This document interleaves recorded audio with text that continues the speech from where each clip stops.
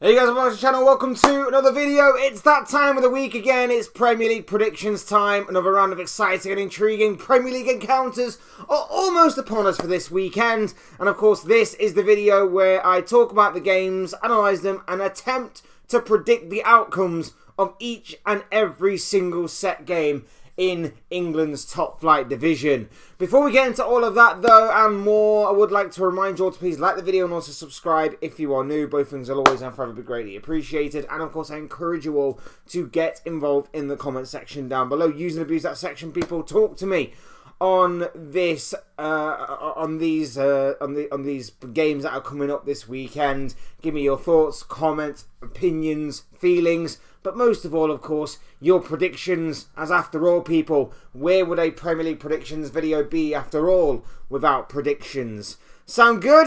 Great. Let's get on with things then, shall we? Let's kick things off with Saturday's lunchtime encounter that will see West Ham United take on Sunderland.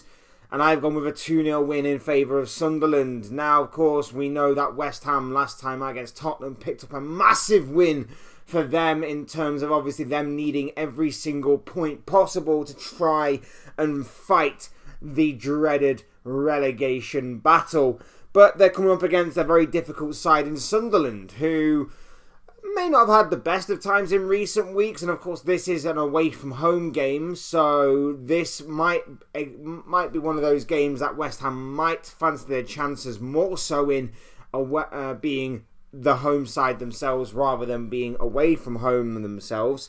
So this could be a very interesting game to call. I'm going 2-0 Sunderland. I think they'll just have too much for West Ham to handle, and plus the inconsistencies of West Ham will probably shine through. And let's not get too carried away here, but it does seem that a lot of teams that are in desperate need of points often do go against Tottenham and get what they want.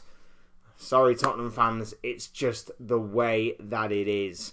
2-0 Sunderland is what I am going for in this game. Next up, we have got action from Turf Moor, where, surprise, surprise, Tottenham are travelling away to face Burnley in this game, and I've gone with a 1-1 draw. Now, on paper, yes, this should be Tottenham's game to win. This should be a very favourable game for Tottenham to win. But how many times have we said that? Not just this season, but over the years, and Spurs have gone on to let everybody down. Well, I see it possibly happening again here. Here's the situation the way that I see it. Tottenham midweek pulled off a massive win against Borussia Dortmund in the Champions League. Fantastic. But we've often seen this season that Tottenham do well in the Champions League and then falter in the game week afterwards. Falter in multiple games that have been favourable to them in game weeks after. Look, Tottenham should be winning. They're probably my pick if I had to pick a winner here. But the fact of the matter is, I can see Burnley getting a point from this game. I really, really can. So I'm going with a 1-1 draw in this one. I really am. I'm going to go and say that Spurs buckle under pressure. Spurs buckle under their recent poor form in the Premier League. And after playing 90 odd minutes in midweek as well, maybe that extra 90 minutes, the extra fatigue in the legs of the players may help Burnley get something from this game. Burnley in desperate need of points as well, remember, and desperation can sometimes mean that they play to a whole different level. Dr. Tottenham might be in the building come Saturday afternoon. Next up, another 1-1 draw I've predicted, this time between Fulham and Brighton. Fulham been on a bit of a roll recently, but last time out did falter very late on against Leeds. Brighton, on the other hand, very hit and miss, very inconsistent this season. They can be very, very good one week and then ultimately poor the next. It's been a very inconsistent, yo-yo-y, roller coaster-y type of season for Fabian Hürzeler and Brighton and Hove Albion. I've gone with a 1-1 draw. I can't really separate these two because I could genuinely see either one of these sides winning this game. But I've called it down the middle. I've gone for the points to be shared. 1-1 at Craven Cottage is what I'm going for. If I had to stick my neck out on the line, though, I probably am going to be leaning more towards the home side. I don't know, just gut instinct tells me that if there is to be a winner in this game, the home side, home crowd, home advantage gets the slight edge for me. Next up, Etihad. Manchester City take on rock bottom Wolverhampton Wanderers, and I've gone with a 3-1 win to Man City. Now, this is the optimal favourable game for Man City to get back to winning ways with, but let's be real here. Sometimes it just doesn't work out like that, does it? I mean, take midweek, for example. Man City taking on Bodo Glimt in the Champions League. Nobody was expecting Bodo Glimt to win in the fashion and the way that they did. And yet, that is the reality of the situation. City also were not expected to lose the Manchester derby last weekend. They ended up doing so. This is a good game, a favourable game to get back to winning ways. But let's not discredit Wolves entirely. Yes, City are the favourites. Yes, City are the home side. But Wolves have had a pretty good year so far, picking up a number of points as they try and bid towards an incredible great escape. And let's be also real on this.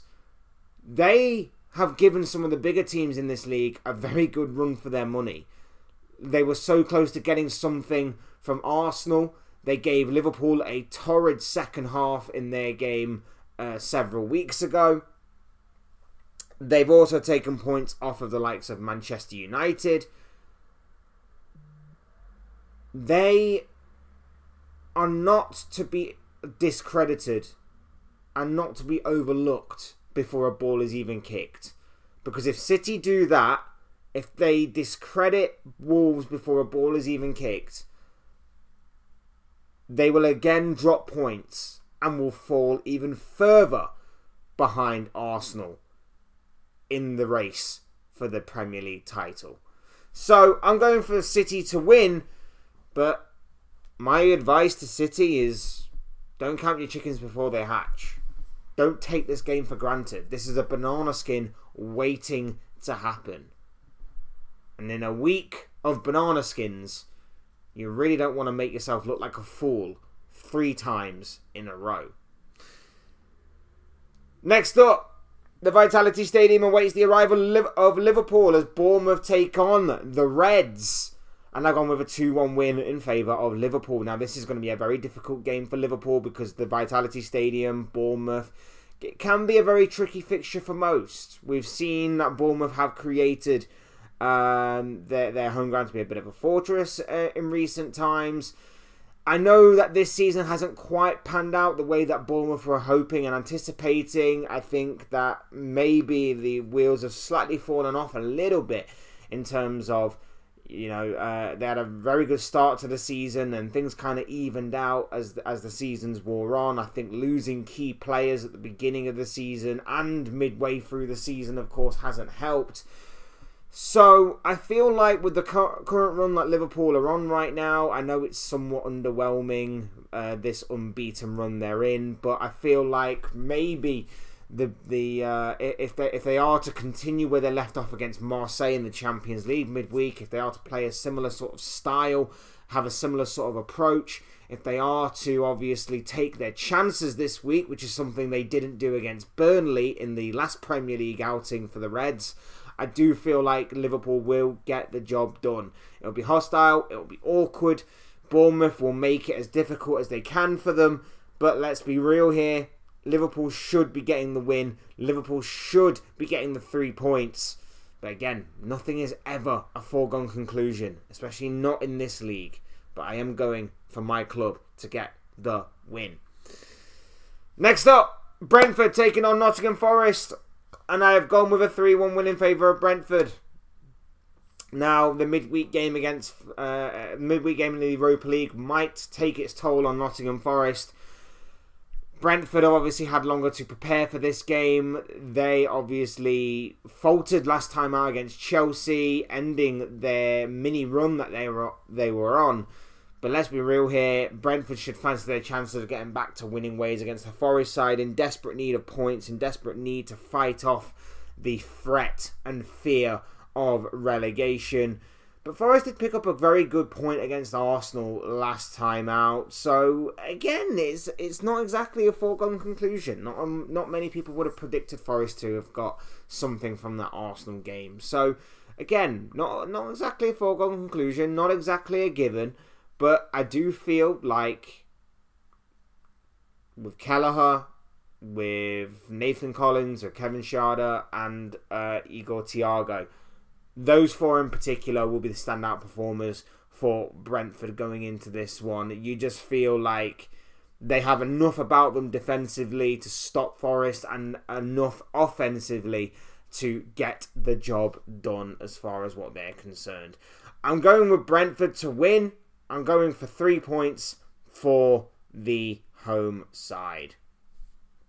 Next up, Crystal Palace taking on Chelsea, and I've gone with a 2-0 win in favour of Chelsea. Now, Chelsea's last two outings haven't been spectacular in terms of goals. They've had plenty of opportunities, but maybe not a lot of goals to boot. But they get the job done. They get the job done, and Liam Rossini has actually had a decent start to life as the Chelsea head coach, and I would expect that to continue here against the Crystal Palace side, who seem in a bit of turmoil right now. Results haven't been going their way. They've been losing a couple of key players. Jean-Philippe Mateta also reportedly wants out, so it's going to be interesting to see where his mindset is.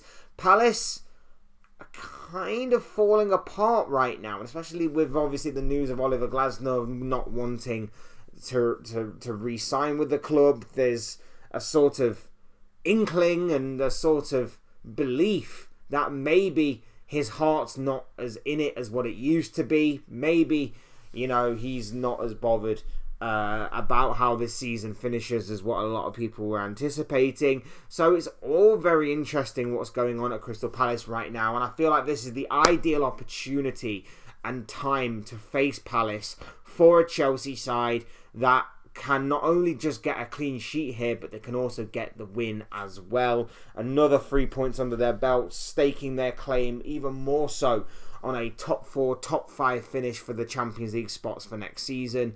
Chelsea to get the 3 points is what I am going for in this game.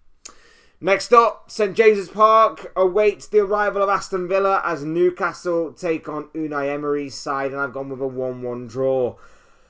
This is a very intriguing one. I feel like this could be a very underrated game this weekend. Aston Villa, as we know, have been brilliant this season, but they have faltered in the past couple of games. Newcastle started off the season poorly, but have really gradually picked it up over time. Both these teams were in action in midweek in their respective European competitions. Newcastle have obviously got a big game coming up this week in the Champions League as well. So it's going to be interesting to see how Newcastle balance this one. For Aston Villa, look, they've obviously lost a little bit of ground, even more so, on Arsenal. The opportunity to leapfrog Manchester City properly into that second place spot is there for the taking. We know that Newcastle have been kind of hit and miss this season, but it's not been through lack of trying. But there is a massive Champions League game on the horizon for Newcastle to also keep potentially one eye on, which could play into Villa's hands. So this one's going to be very interesting. I can't wait to see how this one unfolds. I'm going to call it down the middle. I'm going to say 1-1, but I genuinely would not be surprised whichever way this result goes, in all honesty. Jumping ahead a little bit now to Monday night's game, and it comes from the Hill Dickinson Stadium, where Everton will be clashing with Leeds United, and I've gone with a 1-1 draw. Leeds have been very, very good in recent weeks. They've actually put together some very good results. They are really doing everything in their power to battle relegation. They've done a lot better than what a lot of people, I think, would have predicted at this point in the season. And I think they're going to, at the very least, get a point in this one as well. This one is going to be very interesting. We know that obviously Everton have not quite found their groove at home so far in their new stadium. But that, again, isn't through lack of trying. It's just not quite clicked so far. It could this Monday, but again, I feel like the form of Leeds United and maybe even the return of a former Evertonian striker in the form of Dominic Calvert-Lewin could come back to haunt Everton this Monday. So I'm going for Leeds to get at the very least a point in this one, but it could be a very intriguing battle for your Monday night viewing. And finally, what I believe to be the biggest game of this round of fixtures, the main event of this upcoming weekend's round of Premier League action. We've got action from the Emirates where Arsenal will be taking on Manchester United in what is obviously a Premier League classic. I've gone 2-1 to Arsenal. Now, of course, Man United began life under Michael Carrick in the most dream start possible. I know he's thrown into the deep end a little bit. Manchester derby, taking on your arch rivals, trying to stop Man City from being helped towards catching Arsenal at the top of the table. But Carrick and United passed with flying colours. They were absolutely amazing on the day. Slightly fortuitous, maybe. Diogo Dalot probably should have been sent off. But other than that, they were absolutely amazing in terms of their overall performance in neutralising Manchester City and also causing plenty of damage to that City back line. If it hadn't been for Gigi Donnarumma on the day, the scoreline could have been even worse as far as what City are concerned. But the task doesn't get any easier from there. They now face top of the table, the potential Premier League champions of this season, Arsenal, in a game away from home at the Emirates. And whilst that new manager bounce could obviously continue for United, I don't even think their fans will be too bothered if they actually let Arsenal win this one, considering the context overall of the Premier League title race. But no, in all seriousness, they'll obviously want to... The United board, United players, United coaches will obviously want to win. But will they win is another question. They come up against an Arsenal side who will be flying after that big win midweek against Inter. They'll obviously want to bounce back from that draw that they suffered at the hands of Nottingham Forest, not fully taking advantage of obviously Villa and City dropping points that weekend, but they will have another opportunity to do so this weekend in terms of obviously either maintaining or stretching their lead at the top of the table, which I think they will do. I do feel like they have enough about them defensively to neutralise United and obviously offensively inflict some pain and damage to that United backline. It won't be as foregone a conclusion as maybe what a lot of people are imagining. I do feel like United in these kinds of games and these kinds of scenarios really do crank up their performances a few extra notches. We saw that last week in the City game. I highly doubt that they would do that constantly and consistently from now until the end of the season, especially when you get past the bigger games and you go up against the teams that are kind of in and around them or below them. But this one is going to be a very intriguing game nonetheless, one that I'm looking forward to viewing, and one that I can genuinely see Arsenal getting the 3 points with. I hope for the Premier League title race's sake that United can make Arsenal drop points in this one. I think that will obviously make it good for the competition. But I cannot see it, unfortunately. I think Arsenal have got too much about them to get over the line, to get the 3 points, and to get a couple of goals at the very least to boot. So I'm going Arsenal to win and to, at the very least, maintain their position at the top of the table with a 7-point gap. And there you have it. Those are just the thoughts, comments, opinions, predictions, feelings, whatever you call it, of this guy. I want to know what you guys are thinking and feeling, though. Let me know in the comments section your thoughts, comments, opinions, feelings, but most of all, of course, your predictions on how you think each and every single Premier League game will turn out this weekend. Otherwise, hit the like button on the way up if you enjoyed the video. Subscribe if you are new or want to see more content like this. Both things will always and forever be greatly appreciated. And as always, thank you all so much for watching and listening. I've been Fletch. This has been another Premier League predictions video. And I'll see you and speak to you all again soon in another video or live stream or whatever it may be. Cheers, guys. Thanks for watching. Take care of yourselves. Enjoy the rest of your day. Speak to you all again very, very soon.